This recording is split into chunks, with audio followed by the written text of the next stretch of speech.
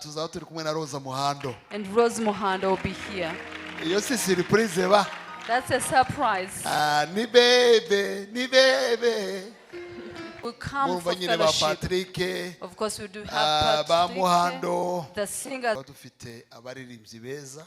worshippers, wonderful singers. Uwimana Aime hari abamuzi. Uwimana Aime, if we know him. Tayisire niwe mwigisha On wacu Tuesday, we'll mugoroba. have Reverend Richard, Ni Ruhimza. and then we'll be with Zanya na alarme n'andi matimu muzabona. so many guests. Dufite representa wa ADPR niwe uzatubwiriza muri uyu mugoroba. We'll have the legal representative of the Pearl Church at 5 p.m. Ubigisha tuzaba dufite hazaba harimo Professor Bizoza. We'll be having Professor Bizoza, our teacher. Afite ibintu by'amagezi byose, ibintu by'ubwenge. He is a seasoned teacher. Z'imishinga. He teaches about income generation like Ku this. cyumweru tuzaba twagiye mu giterane. Sunday, it will be the day of the conference. Ariko reka mbaha amatangazo makeya. A few announcements. Igiterane tugiye gutangira. Our forthcoming conference. Then noneho shobore kuba twaganira dusenge. And then we'll pray. Icyambere nuko igiterane kizatangira ku cyumweru. On Sunday, we begin our Niwo conference. munsi wo kugifungura ku mugaragaro. It will be officially launched on Sunday. Kuri uriya munsi On that day, amateraniro azatangira saa 9 zuzuye. 3 p.m. we start our Nzi conference. neza ko dufite ubukwe hano saa 8 zuzuye. At around 2, we have a wedding to Saa 9 take place tuzaba here. twashoje. By 3, we conclude it. Joyous Melody saa 9 mugomba kuba muhari kugira ngo duhite dutangira. Kuri uriya munsi dufite abashitsi benshi. On that day, we'll be receiving so many guests. Dufite representa wa ADPR niwe uzatubwiriza muri uyu mugoroba. We'll have the legal representative of the Pearl Church preaching during that evening. Tuzaba dufite abaririmbyi beza. Worshippers, wonderful singers. Uwimana Aime hari abamuzi. Uwimana Aime, if we know him.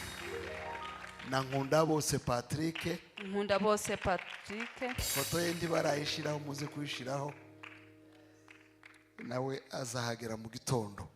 And he'll be there in the Ku morning. buryo nimugoroba tuzaba turi kumwe. In the evening, we'll be here with him. Tuzaba turi kumwe na Glory of God ni timu ya Betame. Glory of God will be Tuzaba here. dufite na Emmaus na Joyous. Emmaus singers Mbese and our no own jazz. mugoroba na City Worshipers. City worshippers. Murumva yuko dutangiye neza cyane. So it will be a very wonderful Uriya evening munsi. on that day. Bwira mugenzi wawe ngo uzatumira umunsi umwe. Tell your neighbor, invite one person. Reka ndebe abantu bazatumira bazamura Let ibiganza. me see a person who will drag one here. Uburyo bwa mbere bwo gutumira ni ugushyiraho afishe. One way of inviting people is to post this Uburyo bwa posters. kabiri ni uko hagomba kuba umuntu wizirikiraho kuva ku cyumweru kugera ku cyumweru aza mu materaniro. Another thing is to invite that person. Kuwa mbere On Monday, kuva saa 8 from 2 p.m. kugeza saa 11 up to 5 p.m., umuntu wese w'igitsina gore every female tuzaba dufite inyigisho nziza. will be having great teachings. Reka ndebe umugore wese uri hano n'umukobwa If you azamura are a ikiganza. female, you're here. Raise up your hands. Tuzaba dufite abigisha beza cyane. We'll be having great teachers of the Nimugoroba tugira word. amateraniro. In the evening, it will be usual Tuzaba fellowship. dufitemo abavugabutumwa bavuye muri Tanzania. Teachers from Tuzaba turi Tanzania kumwe n'abaririmbyi ba Azafe. and singers. Tuzaba turi kumwe na Rosa Muhando. And Rose Muhando will be here. Iyo si surprise ba. That's a surprise. Ni bebe. Aragutwara hehe. Nivyo. Hanyuma kuwa kabiri On Tuesday, urubyiruko bwira umuntu w'urubyiruko ngo ni umunsi wawe. tell you the youth it's your time. Kuva saa 8 From 2 p.m. kugeza saa 11. to 5 p.m. Ubigisha tuzaba dufite hazaba harimo Professor Bizoza. We'll be having Professor Bizoza, our teacher. Afite ibintu by'amagezi byose, ibintu by'ubwenge. He is a seasoned teacher. Z'imishinga. He teaches about income generating Muzababona kumwe n'undi projects. ngo ni Asimwe bazafatanya. And another person, Asimwe. Bazakubwira uburyo wohindura ubuzima They bwawe. will tell you how to transform your life.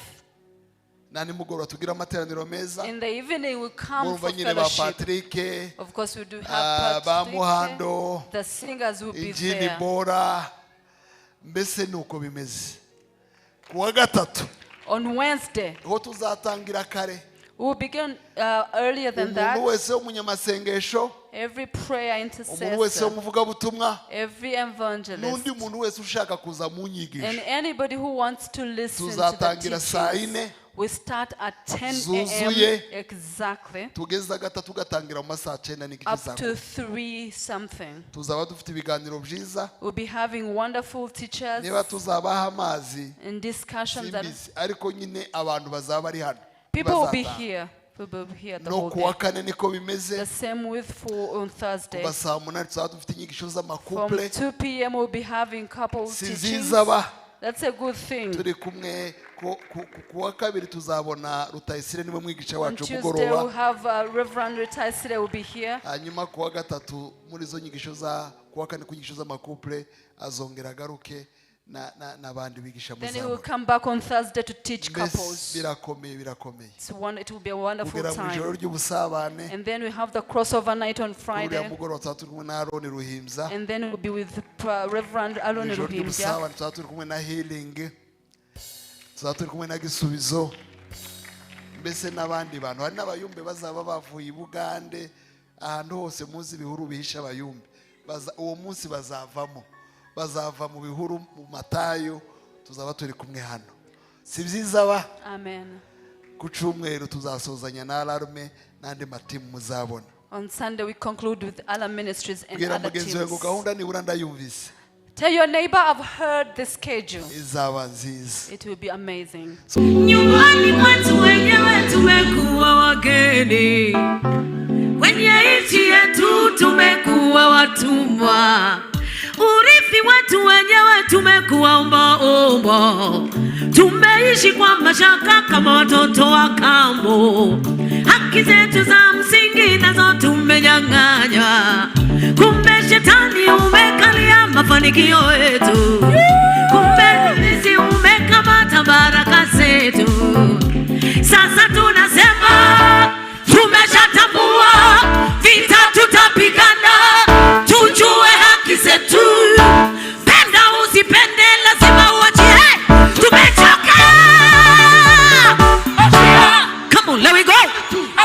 Achia watoto wetu, achia nyumba zetu, achia familia zetu, achia furaha yetu, achia maisha yetu, achia maisha yetu.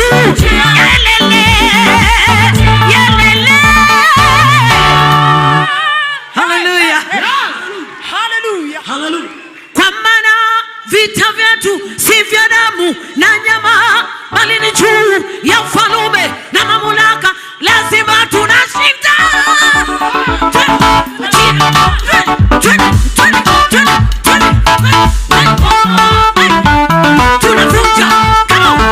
Tunavunja, tunavunja nguvu za giza, tunabomoa roho za kukataliwa, tunabomoa nguvu za wachawi, tunabomoa nguvu za mapepo, tunabomoa.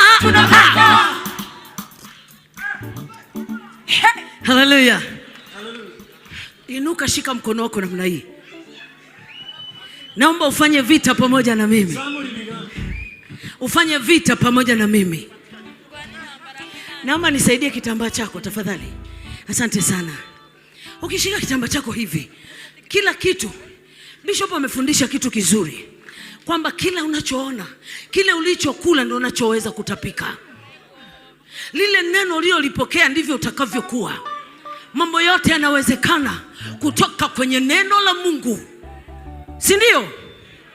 Ukisema achia, feel kwenye ulimwengu wa roho kwamba anaachia. Mahali gani alishika? Anaachia. Alishika watoto wangu, ataachia. Alishika ndoa yangu, ataachia. Alishika familia, lazima achie.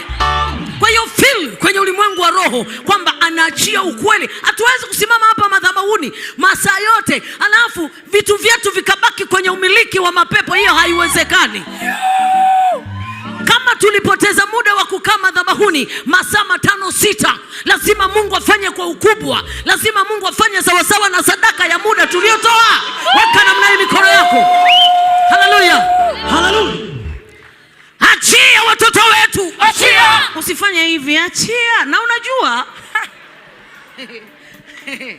Biblia inasema tangu zamani za Yohana Mbatizaji, ufalme wa Mungu unapatikana kwa nguvu, na wenye nguvu ndio watakao uteka. Vile ukisema polepole ndio ulichokula.